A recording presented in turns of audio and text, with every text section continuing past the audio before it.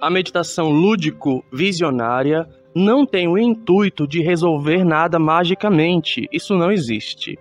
O intuito desta meditação é que a pessoa termine a meditação com um sentimento diferente, ou seja, ela chega angustiada e pesada e minimamente sai da meditação em paz, um pouco mais leve. Pode não sair feliz, porque diante de algo triste não tem como ficar feliz, mas tem como ficar em paz. Então começamos a meditação escolhendo um tema. O que aquele jogador quer meditar neste momento? O que é que naquele momento está tirando o foco, está pesando, está angustiando? O tema escolhido por este jogador foi dinheiro.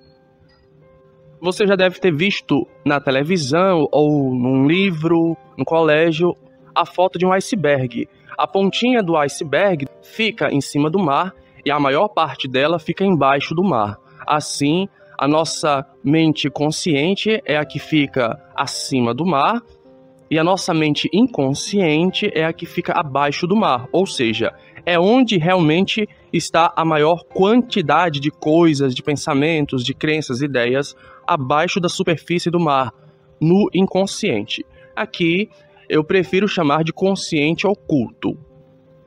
Então abrimos a meditação com o jogador pensando no dinheiro como se o dinheiro fosse uma pessoa, um personagem mesmo da ficção, se ele quiser.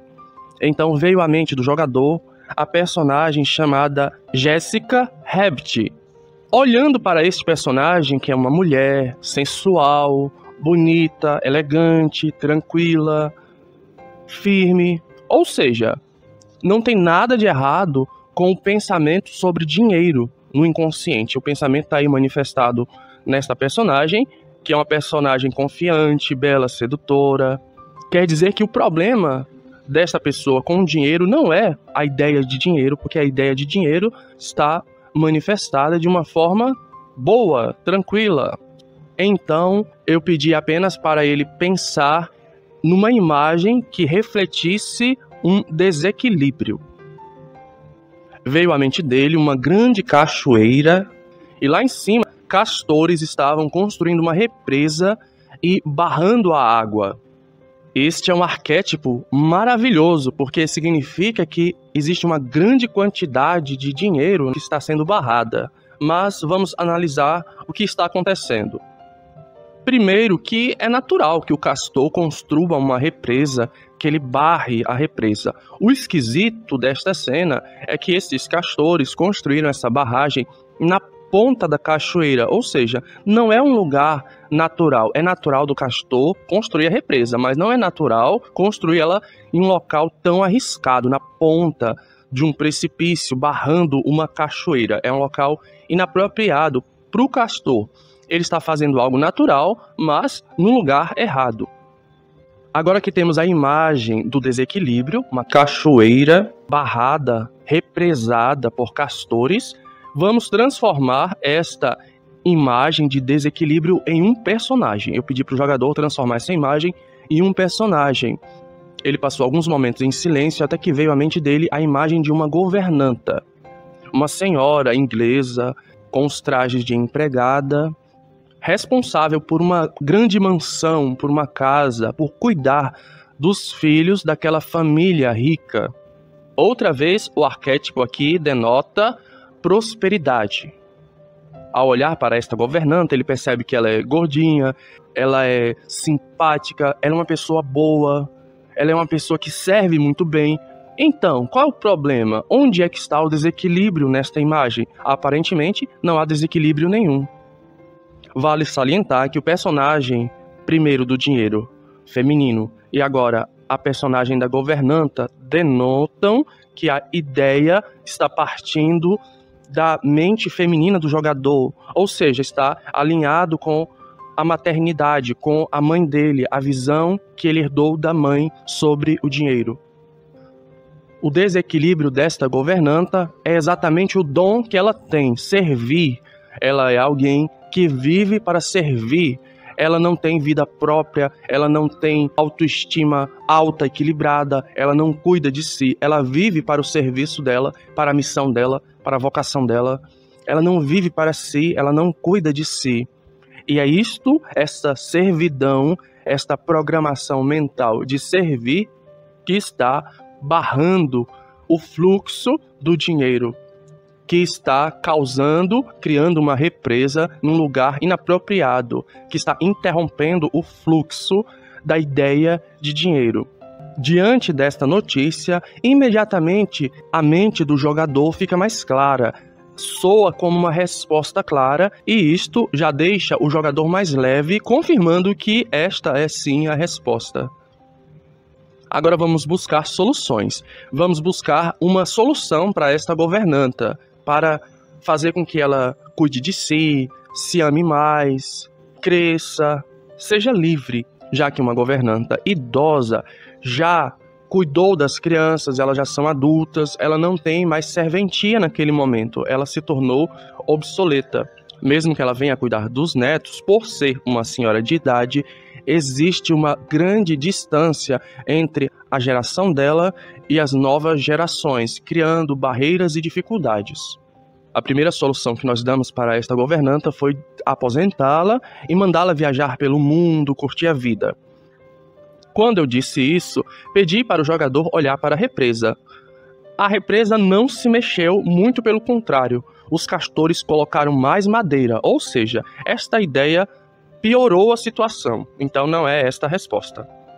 Então vamos dar outro destino para a governanta. Sugeri então que a gente fizesse ela formar uma empresa de governantas para ela continuar servindo, mas de uma forma maior, ajudando outras governantas a servir bem, e desta forma ela continuava servindo.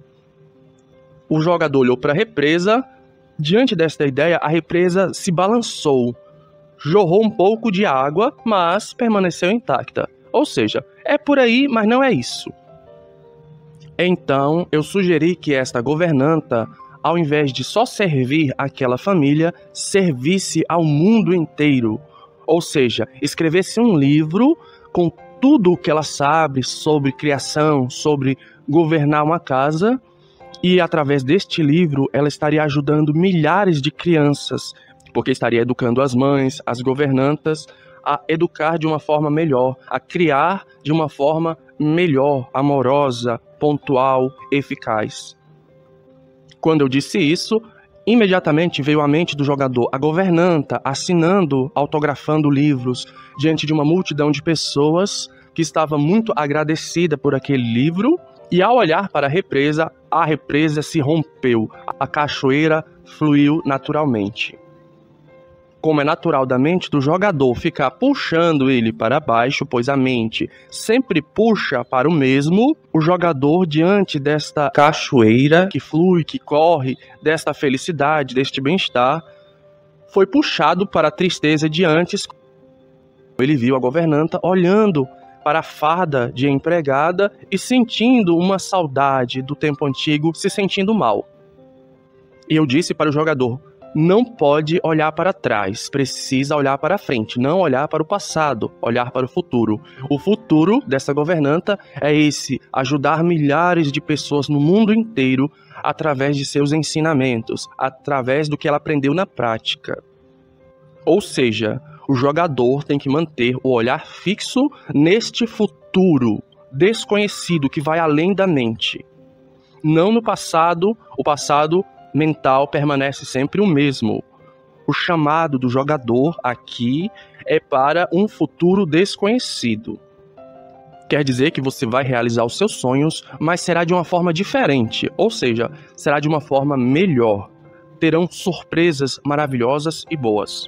Lembrando que a meditação lúdico-visionária não é uma meditação terapêutica, muito menos se propõe a fazer mudanças radicais no mundo. O propósito da meditação é bem simples: deixar o coração o sentimento mais leve, e através desta leveza, deste bem-estar, e descobrindo quem você é, descobrindo que neste jogo da vida, neste labirinto que é a vida, você é um jogador e seu coração é este eu pleno que está no centro do labirinto. Aqui é só um meio para eu te ensinar esta comunicação, esta nova comunicação, uma comunicação do consciente oculto, uma comunicação do coração, da alma dos arquétipos. Um abraço forte, beijos e bem-vindo ao jogo.